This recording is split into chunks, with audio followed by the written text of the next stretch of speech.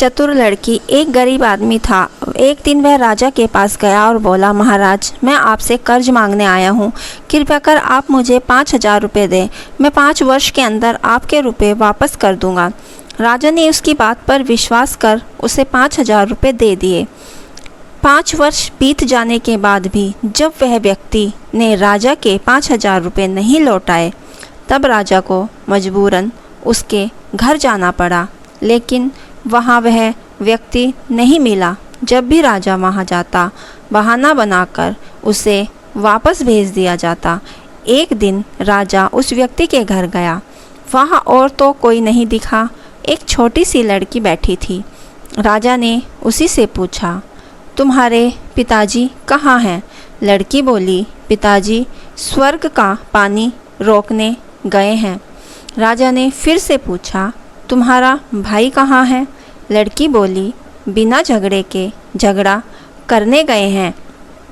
राजा के समझ में एक भी बात नहीं आ रही थी, इसलिए वह फिर पूछता है, तुम्हारी माँ कहाँ है?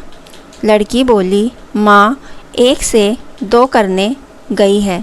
राजा उसके इन उल जुलूल जवाबों से खींच गया। वह गुस्से में पूछता है, और तुम यहाँ बैठी क्या कर रही हो? लड़की हंसकर बोली, मैं घर बैठी संसार देख रही हूँ। राजा समझ गया कि लड़की उसकी किसी भी बात का सीधा जवाब नहीं देगी, इसलिए उसे अब इससे इस तरह का मतलब जानने के लिए प्यार से बतियाना पड़ेगा। राजा ने चेहरे पर प्यार से मुस्कान लाकर पूछा, बेटी, तुमने जो भी अभी मेरे सवालों के जवाब दिए, उनका मतलब क्या है? मैं तुम्हारी एक भी बात का मतलब नहीं समझ सका। तुम मुझे सीधा सीधा उनका मतलब समझाओ। लड़की ने भी मुस्कुराकर पूछा, अगर मैं सभी बातों का मतलब समझा दूं, तो आप मुझे क्या दोगे? राजा ने मन में सारी बातों को जानने की तीव्र उत्कंठा थी। वह बोला, जो मांगोगी वही दूंगा। तब लड़की बोली, आप मेरे पिताजी का सारा कर्ज माफ़ कर दोगे तो मैं आपको सारी बातों का अर्थ बता दूंगी। राजा ने कहा, ठीक है, मैं तुम्हारे पिताजी का सारा कर्ज माफ़ कर दूंगा। अब तो सारी बातों का अर्थ समझा दो। लड़की बोली, महाराज, आज मैं आपको सारी बातों का अर्थ नहीं समझा सकती। कृपया कर आप कल आएँ, कल मैं ज़रूर बता दूंगी। राजा अगले दिन फिर उस व्यक्ति के घर गया। राजा वहाँ सभी लोग मौजूद थे, वह आदमी, उसकी पत्नी, बेटा और उसकी बेटी भी।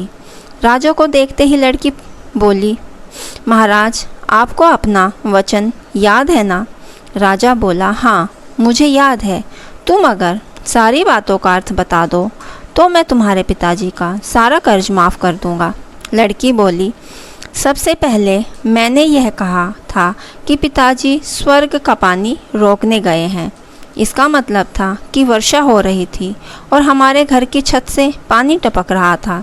पिताजी पानी रोकने के लिए छत को छा रहे थे, यानी वर्षा का पानी आसमान से गिरता है और हम लोग तो यही मानते हैं कि आसमान में ही स्वर्ग है।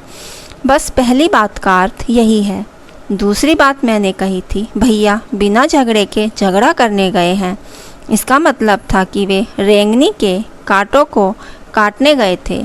अगर कोई भी रेंगनी के कांटों को काटेगा तो उसके शरीर में जहाँ तहाँ कांटा गड़ ही जाएगा, यानी झगड़ा नहीं करने पर भी झगड़ा होगा और शरीर पर खरोंच आएगी।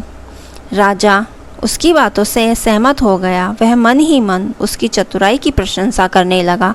उसने उत्सुकता के साथ पूछा, और तीसरी चौथी बात का मतलब बेटी? लड़की बोली, महाराज, तीसरी बात मैंने कही थी कि माँ 1 से 2 करने गई है।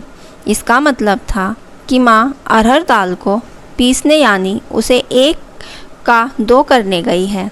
अगर साबुत दाल को पीसा जाए तो 1 दाने के 2 भाग हो जाते हैं, यानी यही था 1 का 2 करना।